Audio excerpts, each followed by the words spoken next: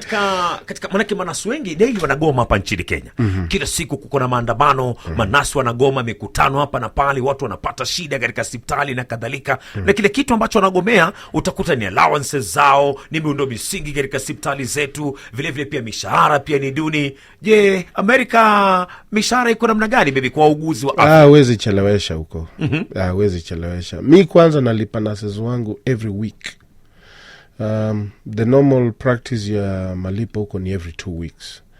Lakini mi wale wananifanyia kazi na walipa every week. Okay. Hivyo wanakufanyia kazi uko na hospitali ama nini mheshimiwa? Mi niko na contract na mahospitali. Okay. So mimi ni kama middleman. Okay. So naenda wanakuja wana register kwa agency yangu, naangalia makaratasi zao ziko sawa, malesen zao ziko sawa, na waweka kwa zile hospitali niko nazo. Zile ziko na manafasi kwa sababu shortage ni kubwa. Okay. So naweka na place mahali kuna mahitaji. All right. I like your job. I love your job. Uko na nurses kutoka Kenya pia katika program yako? Sina nurse kutoka Kenya, lakini I have some nurses from African countries, South Okay. African countries. Ni sawa. Yeah. Mtu anakusikiliza kwa hivi sasa na kuona tu ni mtu ambao uko sawa tu, mheshimiwa bwana Ken pale vile naona tu ni mtu umefaulu, uko poa, uko na shughuli zako, you know, your things are, yani life yako iko poa tu. Alafu unajiuliza mbona tena unataka kiti cha ugavana katika jiji la Nairobi? Well, I grew up kwa hii town. Nimegrow up hapa, nimecheza hapa. Hivi nini ulicheza? Nimecheza basketball, nimecheza field hockey, nimecheza taekwondo. So nilicheza kwa hii city na nilichezea hata national team. So napenda Nairobi sana. I'm involved in Nairobi politics. Nimekuwa involved in Nairobi politics since 1997. So hii wakati ndio ilijipresent itself nikaona sasa naweza enda nikagombea hii kiti ya governor. Okay. Mtu mwingine atakuuliza lakini Nyamwamu bana, hata huko Kenya wewe uko zako US. Hizi shida zetu utazitatua namna gani? Unatujua vipi sisi watu wa Nairobi? Maisha yako wewe ni US. Na je, kwa mfano tukuchague itabidi umeachana na shughuli zako US ama kutakuwa namna gani? Maybe unaweza kumjibu namna gani? Well, kabla nisimame nilikuwa nimejipanga. That's number 1. Number 2, mimi sikuacha kuwa Mkenya, nimekuwa Mkenya tangu nizaliwe. And anything inahusisha Kenya, I am involved and I'm interested. That's 2. 3, ngambo tulienda kutafuta. Lakini hapa ndio nyumbani. Ndio. Niko na mji hapa Nairobi, niko na mji wangu Ushago, na niko na mji mwingine huko ngambo vile vile. Okay. So mi naona tu nafasi ilifika yangu kukuja nijaribu nini. Na hizi shida ziko hapa ni shida tunaelewa because we are involved in the process. Na tunaishi hapa. Hata kaa tuko ngambo, si nakuja hapa kila mwaka. Ndio. Nakuja hapa kila mwaka na niko na familia yangu both huko na huko. Okay. Manifesto tumeziona nyingi, maanake siwe peke yako ambao unakitaka hiki kiti cha Nairobi. Tumeona manifesto mingi. Umeona ya Sakaja? Tumeambiwa endelea. Tumeambiwa mambo mengi jamani. Nyamwamu katika hili jiji la Nairobi. Yani good things right now zinaingia katika mashikio yetu. Na ni vitu ambavyo vimekuwa vikisemekana miaka nenda miaka rudi. Tutafanya, lakini ukiambia ukuulizi wa kazi wengi wa Nairobi wanakuambia jamani haijafanywa. Hivi yako itakuwa tofauti namna gani? Ama yako pia ni kama hizi ambao tunazisikia tu Nyamwamu? No, mimi na approach ile approach nimepatia manifesto yangu ni ile practical approach. Na maanisha hivi, ukiangalia manifesto yangu, the biggest thing kwa manifesto yangu ni ku make Nairobi kuwe business friendly. Business friendly? Yeah, na one of the ways nataka ku make Nairobi kuwe business friendly. Hizi leseni hawa watu wanalipa hapa mji wa Nairobi, I think they are very expensive. Nataka kuzikata by 50%. 50%. That's very practical. Okay. Kitu ingine nataka ku-eliminate all forms of harassment on the business people. Whether ni mama mboga, watu ama askari kuitisha 100 kila saa nini. Staki hiyo mambo kabisa. Okay. Staki hata watu mahokas kubebwa na ni ya kanjo. Hiyo nataka ku-eliminate kabisa. Nataka watu wafanye biashara waimarike. Tuanzie hapo katika license kwanza. Umesema kwamba hizi license they are very expensive. Maybe according to umefanya research yako na kadhalika, ni license kama gani hivi unazungumzia maybe? Na ziko kama how much na utazipeleka zikiwe pesa ngapi? Whatever the license iko, mi nataka kukata, tuende kaa bureau ya foreign exchange. I think wanalipishwa 80,000 na city council. Hiyo inaenda 40,000. Na okay, another thing, ukiangalia biashara CBD, mtu anakona biashara CBD na mtu akona biashara kama kwa informal sector, wanalipa the same license. Na ula apati hata biashara vizuri. So zikireduciwa chini, kila mtu atapumua wa expand biashara zao. Kila niligundua ni hapa Nairobi an average biashara na the most inakaa ni 3.5 years. Mtu amefunga. The cost of doing business is very high. One of the ways tunaweza fanya to reduce the cost of doing business ni kureduce hizo licenses by half. Unapata mwanabiashara hapa Nairobi anaitisha up to 12 licenses ama 8 ama 6, na hizo zote ni pesa. Lazima ukate hii, lazima ukate hii, lazima ukate hii, lazima ukate hii. So unapata mtu sahila anafungua biashara ndiye anakata hizo licenses kwa sababu lazima azikate ndiye afungue biashara. Lakini ikifika renewal kunakuwa na shida. So when reduce the cost of doing business, watu would you rather ukitoa 100 kila usiku kwa watu watakuharas, ama ulipe ile license ambayo watu wachane na wewe? So that's the way I'm looking at it. Na it expand the base ya wale watu wanalipa licenses to the county. So kufanya hivyo, mtu might think that county itapata pesa kidogo, lakini the revenue collection ita increase kwa sababu the pool itakuwa kubwa. Umezungumzia kuhusiana na harassment.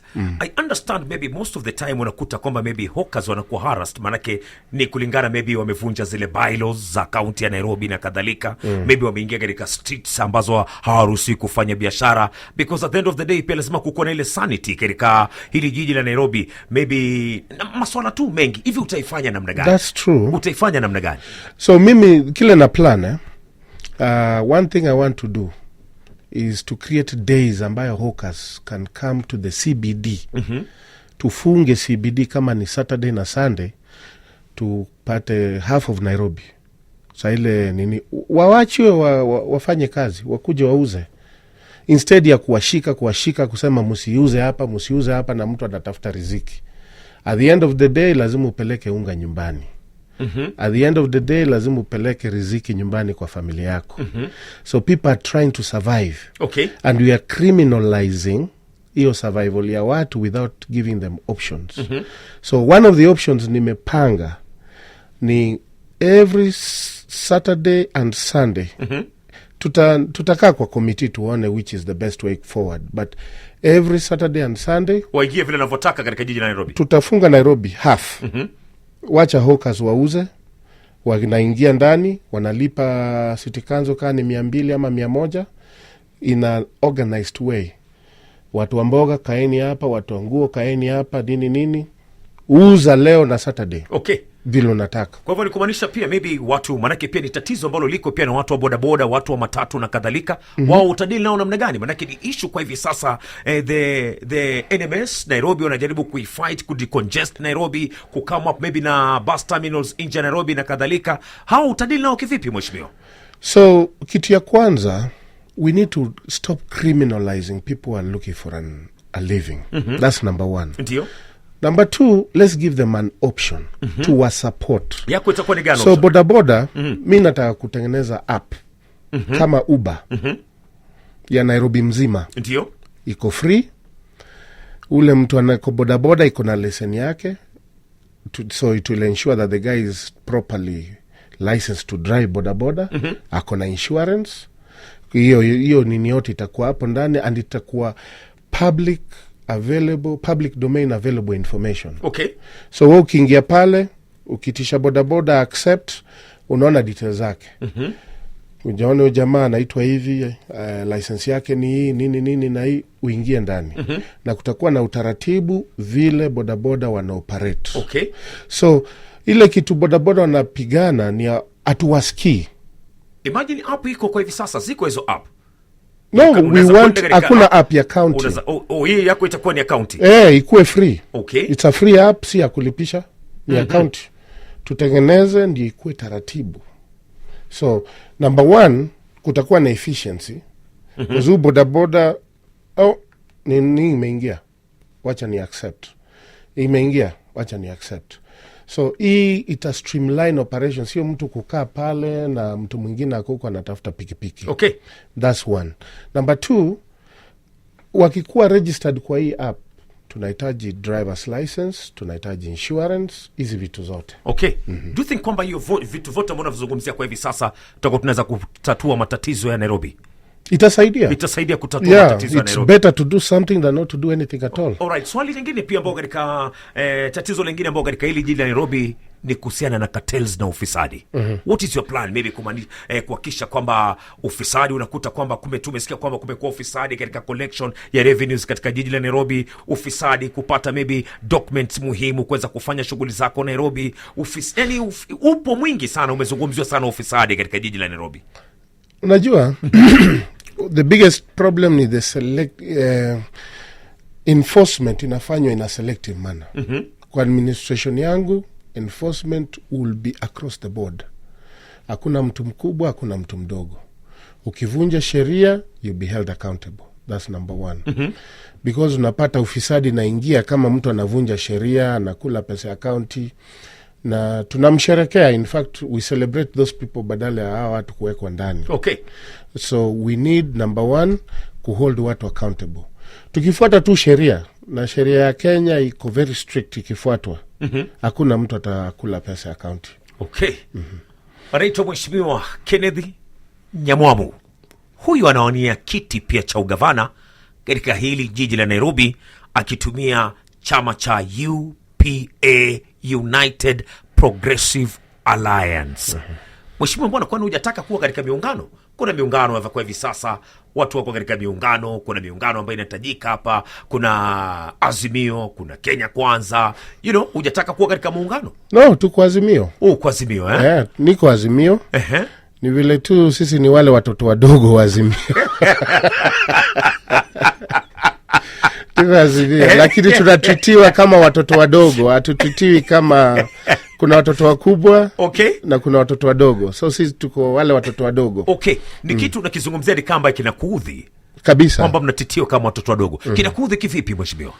Hatupati equal treatment. Hata ukiangalia watu wengi hawajanisikia kwa sababu kwa press unasikia tu ni Igathe Sakaja, lakini governor has seven other contestants. Hata Madam Kagure yuko hapo, umsikii, unasikia tu Igathe Sakaja. So hata kwa media nikaa tumepewa ka blackout. Naelewa. No, sijakupatia mimi lakini. Niko hapo, hujanipatia, niko hapa, asante. But ukiangalia atumensioniwi. Hata kwa polls wana mention tu Igathe Sakaja. Okay. Lakini there is 7 other contestants who are not being mentioned. Unafikira maybe Mr. Kennedy, maybe unafikira kwamba you have done enough maybe for people maybe kujua kwamba pia Kennedy pia yuko hapa nataka hiki kiti cha ugavana? Do you think kwamba Nairobians know you? Wale wananijua. Ndio. Na nimefanya kuwezana na uwezo wangu. But hata wengine, these front runners unaosikia, kuna ile kitu imewasaidia pia. Kuna hiyo jina, kuna wakiwa pale Azimio ni hao, unaona sisi hatuko huko. Ikawaje tuko Azimio bado tuko huko. Okay. So lakini Mheshimiwa, kama ni ukweli unajiona kwamba hauko vizuri, si utoke tu uende independent ufanye vitu vyako kivyako. Uko Azimio lakini unakereka, uko Azimio lakini unakuchukulia kama tu last born, mtoto mdogo pale na kadhalika. Azimio ni pati yangu, niliingia Azimio. Hawakuniuliza. Na tukiingia Azimio, I think tuliingia Azimio ile nilikuwa ni tutatritiwa the same way. Okay. Hata kama ni meza, watu wataitwa kwa meza wote the same way. but vile Azimio imeevolve kukakuwa na watoto wakubwa na watoto wadogo. Okay. Na tuko ndani saa hii hatuwezi toka. Ndio. Swala la zoning kwa hivi sasa linaleta tumbo joto katika upande wa Azimio. Kuna watu ambao kwa hivi sasa zimesalia 41 days to general election, lakini wanaambiwa kwamba jamani, you have to drop your dreams, lazima mwachane na kikiti. Good example maybe Mathare kwa hivi sasa kinatokota pale vile ni kwamba ni Bahati achie kile kiti na achie mgombea wa ODM. Maybe swala la zoning unaliona namna gani? What can you say about zoning? Spendi zoning. One of the reasons is undemocratic. Watu wanalialia zoning hapa kina Raila na whatever. Zamani they were given their chance wakavai. It didn't matter ni watu wangapi. There was no zoning hiyo time. Mbona saa hii kifika saa hii? Naelewa ile argument wako nayo. Najua there's two major coalitions, so wanataki coalition itoe candidate mmoja. On paper it looks good, lakini watu wametumia resources. Watu wametumia wakati, watu wako na dreams. Waacha waende kwa debe. Hata ile time ya sikuelewa why these big parties hazikufanya nominations. Wanafanya kwingine nomination, kwingine ni kusema tu wewe wachia wewe kuja hapa ama enda hapa. Okay. That's not democracy. Na tukiendelea hivi tutarudi mahali tumetoka, in short. 46 minutes zimekatika tangu ifike mida ya 2 kamili.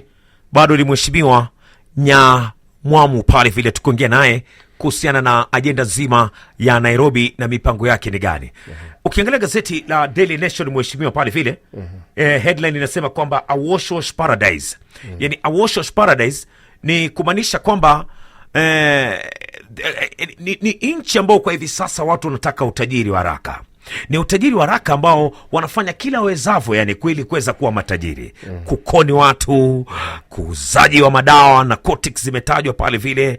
At the same time pia vile pia gun running hapa na pale, fake golds na kadhalika. Ni vitu ambavyo pia vinafanyika katika hili jiji la Nairobi. Yani watu wanalaghaiwa sana. Na nyinyi kama viongozi kila siku mkitoka mnasema kwamba jamani vijana, mkiwa address vijana mnaambia kwamba tunataka mfanye bidii, tunataka mjishughulishe na masuala ambayo ni mazuri, hatutaki mjishughulishe na masuala ya uhalifu, you have to work hard for your sweat na kadhalika. Lakini addressing the youth kuhusiana na mambo mazuri ambayo mnawaambia, lakini unakuta kwamba viongozi pia wametajwa sana katika hizi sekta za ufisadi na kadhalika na kadhalika. Hii inamaanisha kitu gani wewe kama kiongozi? Kitu ya kwanza is hii nchi yetu tunafaa turudi back to the roots. Tujiulize maswali ngumu. Swali la kwanza is hii mambo ya viongozi, kama kiongozi ametajwa kwa ufisadi, asikuwe celebrated, asikuwe promoted, asipewe kazi ingine. That's number one. Because naambia my youth, work hard, fanya nini, na nyinyi ndio mnaiba. Nyinyi ndio mnaiba mali ya umma. Hakuna consequences. So hapa chini watu wanaangalia wanasema, heri hata mimi nijitetee. Wacha niuze hii, wacha nikone huyu unaona? So leaders wetu kwanza ndio tunafaa tufanye self assessment, tujiulize what are we doing as a country. Number one. Number two, tuache kucelebrate watu ambayo wamekuwa na uhalifu ama kesi za uhalifu. Sasa kama hii kiti ya governor, kuna huyu jamaa tunashuku makaratasi zake. Now he's leading in the polls. That should not happen. That should not happen. Mbona ule mtu tunamshuku makaratasi zake ndiye ana lead kwa polls? So we need to ask ourselves these hard questions. That's number one. Kila nimegundua ni we celebrate hawa watu. Mtu akiiba kitu, aliiba ngapi? Milioni 500. Huyo ni mjinga. Aliiba ngapi? Milioni 10. Huyo ni legend. No. We need to stop celebrating watu wakifanya ufisadi na uhalifu. Tuchunge mali ya umma, ni mali yetu. Tuchunge mali ya umma yetu kwanza. Let's protect our property. Okay. Because a lot of us, we celebrate leaders ambao wanapora mali ya umma. wanasema kwamba maybe kuna vile pia sheria zetu hapa nchini Kenya, do you think kwamba ni strong enough kuweza kukabiliana na ufisadi hapa nchini Kenya? Na ukichaguliwa kuwa gavana wa kaunti ya Nairobi, ufisadi pia huko katika kaunti pale vile, maybe sheria zako zitakuwa ni gani kuhakikisha kwamba umekabili ufisadi katika kaunti? Sheria za Kenya ni kali sana. Kama umeishi Kenya, unajua hata kupata kitambulisho ni kazi. Ndio. Ukifuata those steps. What happens ni kama we ni mheshimiwa, una bypass hizo masheria. So one of my goals ni ensure we follow the law. Na hii law itafuatwa na kila mtu. There will be nobody above the law or below the law. Kwa sababu napata ule mtu mdogo anafinywa kabisa. Na ID, kupata ID linichukua 1 month kupata ID. Kupata national ID, na mimi ni Mkenya, chukua 1 month. Kupata passport took me 3 months. Na mimi ni Mkenya. Lakini utapata Msomali amepata passport pale. So we need to enforce zile rules tuko nazo. Kama hii issue, I don't understand vile huyu jamaa alipewa karatasi pale Commission of Education. Tulikuwa pamoja. Lakini mimi walikataa kuangalia makaratasi zangu mpaka wameona high school certificate. Na mimi ndio nimesoma na makaratasi. Lakini somehow mtu ambaye makaratasi zake hazijulikani anapata the same paper quickly. So we don't enforce the rules uniformly. Na hiyo ndio the difference with my administration na what's happening sahi. There will be uniformity in enforcing zile rules tuko nazo. Okay. Tena katika bunge la maisha, ambapo nimekuambia kwamba niko na mgombea wa kiti pia cha ugavana kutumia tikiti ya UPA, United Progressive Alliance, Mr. Kennedy Nyamwamu. Mr. Kennedy Nyamwamu amekuambia kwamba yeye amekuwa mchezaji hapa nchini Kenya katika michezo mbalimbali, basketball, hockey na kadhalika, na vilevile pia kwa hivi sasa shughuli zake ni upande wa Amerika kule, na katika shughuli za Amerika anakuambia kwamba yeye ni muuguzi wa afya mkipenda nasi, na yuko na biashara mbalimbali anazitekeleza tu katika hiyo nchi, lakini amepiga darubini akaona it is time to come back home na kujaribu kubadilisha ili jiji la Nairobi, na yuko na mipango kadha wa kadha. Kabla nichukue break, karibu tena mheshimiwa, kabla nichukue break pale vile nilikuelezea kuhusiana na story nzima ya afya hapa katika jiji la Nairobi. Imekuwa ni tatizo. NMS kwa hivi sasa hospitali ziko zimejengwa katika sehemu mbalimbali katika ile jiji la Nairobi. Lakini matatizo maybe katika hizo hospitali unakuta kwamba ni kuhusiana, maybe unakuta kwamba hospitali zingine dawa zipo, kwingine dawa hakuna na kadhalika. Tatizo lingine ambalo pia limekumba Nairobi pia ni kuhusiana pia kwa kugoma kwa wauguzi wa afya mara kwa mara na kadhalika. Watu kucomplain pia vile pia maybe hakuna services zingine, vifaa, unakuta kwamba pia wagonjwa wale ambao pia wanaugua pia magonjwa masugu wale kama saratani na kadhalika, kuna hata wale maybe wanaaga dunia kwa sababu maybe unakuta kwamba matibabu it's very expensive, they cannot afford, na vile pia ku access hizo hospitali pia inakuwa ni ngumu. Plani yako ni gani ya afya katika jiji la Nairobi mheshimiwa? Well, kitu ya kwanza, unajua umemention hiyo kitu ya KEMSA. Na Ruto promise atavunja KEMSA. I hope atafuata, si manifesto tupu. KEMSA is the biggest problem hapa Kenya. Wale watu wako pale KEMSA, madawa zikifika wamekuwa mabilionea kwa kuziuza. Madawa za umma wanaziuza in the private sector badala ziende kwa mali zinafaa kuenda. So kama KEMSA ambaye it was supposed to distribute madawa ndi inafanya hivi, then we need to disband KEMSA, because the domino effect ni madawa zimekosekana kwa hospitali. Mimi as long as KEMSA iko, I will ensure ile contingent inakuja Nairobi. Wakikula za Mombasa I don't care, lakini ile inakuja Nairobi lazima itafika kwa hospitali, or else tutapush to disband KEMSA.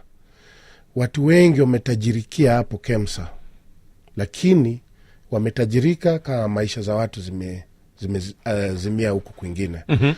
So if KEMSA is still there, we are going to ensure, hata kama ni kusue KEMSA, we'll sue KEMSA. We are going to ensure hizo nini zifike kwa ile contingent inakuja Nairobi, ifike Nairobi na ifikie hospitali za Nairobi. Okay. Hiyo is a personal promise. So you're supporting the move ya Deputy President William Ruto? Yes. Okay. I don't agree with him in a lot of things, lakini hii I agree with him. Okay. Time haya mheshimiwa, maybe baadhi ya mipango ambao uko nayo katika jiji la Nairobi ni gani? Tumezungumzia masuala mengi, lakini kuna ile personal agenda ambao uko nayo katika jiji la Nairobi. Maybe shida ya Nairobi pia ni kazi. Uko na any agenda maybe kuhakikisha kwamba vijana wanapata kazi katika jiji la Nairobi? So the way vijana watapata kazi, number one ni tukiimarisha biashara. Mabiashara zikimarika Nairobi, kazi zitapatikana. When you make Nairobi business friendly, hata international investment watakuja. Unapata supermarket mingi zimefunga. Kufanya the cost of doing business is very high. So if we make the cost of doing business low, it will promote investment, na investment ikikuja tunapata biashara. That's the only logical way ya kuleta employment hapa Nairobi. Namba pili ni to promote manufacturing sector. Hii toothpick, hakuna haja ya kutoa toothpick China. Toothbrush, hizi ni vitu zinaweza tengenezwa hapa. Kofia inaweza tengenezwa hapa. There's no need ya kuimport hizi vitu China. Let's boost our manufacturing. Ile kitu imefanyika ni tuliua manufacturing in favor of imports, ndio watu watengeneze kickback. Sasa watu hawana kazi. So we need to go back to imarishe manufacturing sector. Okay. Kitu ingine nataka kufanya hapa Nairobi ni health sector. Health sector, watu walipe mshahara on time. That's number one. Najua health iko fully devolved kwa county. Mshahara zilipo on time. Na hospitali, tusijenga hospitali kubwa na hakuna dawa. Tujenge ile kitu tunaweza afford, na kile kitu tunaweza peana services in an efficient manner. Okay. Yeah. Tumalizie na kusema we ni mtu ambao unaishi ugaibuni, umekaa ugaibuni, uko na contacts ugaibuni, umeongea na watu wengi ugaibuni, umeona vitu vingi ugaibuni ambavyo viko hapa nchini Kenya. Maybe unazungumza na wafadhili, ukipata kiti hiki maybe tutakuwa tunaona wafadhili kutoka Amerika wanamiminika katika jiji la Nairobi na kufanya projects ambazo hatujawahi kuziona katika hili jiji. Tutaleta investors kihalali, tusiwalete huku wakishaweka pesa tunawafukuza tena ndio tukule mali yao. We need to be honest in how we do our business. So tutaleta investors, na one of the things nimegundua ambayo tunaweza negotiate na the national government, import duty is very high. Kama watu wanaweza kupewa tax breaks, wale kuja wa invest hapa, watu wapate kazi. So hiyo pesa itapatikana from ile employment ambao wamecreate hapa. Hivyo ndio vile biashara inafanywa, and that's how these economies thrive. Lazima ukuwe na manufacturing, lazima ukuwe na business friendly atmosphere, promote investment. Hizi vitu kizifanya hivyo, waambie hey, ukikuja hapa hatutakupatia our corporate tax ni 40%, tutakupatia 20%. Hakuna mtu atakataa kuja kuinvest hapa. So unakata by 20, lakini you bring all these corporations huku and you create labor for our people. Thank you very much mheshimiwa, all the best katika safari yako kwa kiti cha ugavana katika kaunti ya Nairobi. Asante. Asante sana. Naitwa Kenneth Nyamwamu.